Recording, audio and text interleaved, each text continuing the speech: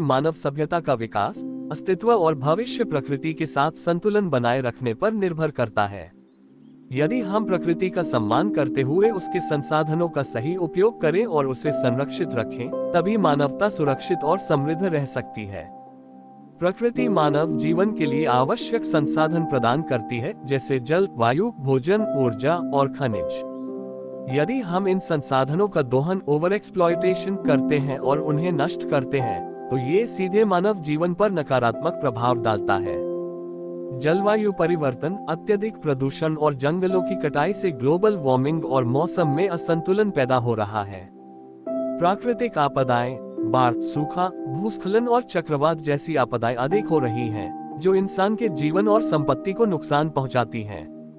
प्रदूषण और स्वास्थ्य समस्याएं, वायु, जल और भूमि का प्रदूषण मानव स्वास्थ्य को प्रभावित करता है और कई गंभीर बीमारियों का कारण बनता है।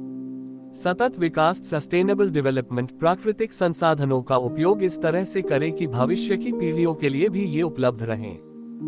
वनों और जैव विविधता का संरक्षण, पेड़ पौधे और वनस्पति कार्बन डाइऑक्साइड को सोखते हैं और ऑक्सीजन प्रदान करते हैं। इसलिए वनों का संरक्षण और पुनर्वनीकरण, रिफॉरेस्टेशन जरूरी है। स्वच्छ ऊर्जा का उपयोग, कोयला और पेट्रोलियम जैसे संसाधनों की जगह सौर ऊर्जा, पवन ऊर्जा और जल ऊर्जा जैसे साफ और नवीकरणीय स्रोत अपनाए जाएं। स्वस्थ जीवन, एक स्वच्छ और हरा भरा पर्यावरण मनुष्यों को स्वस्थ रखता है। आर्थिक विकास, कृषि, पर्यटन और अन्य व्यवसाय प्रकृति पर निर्भर करते हैं।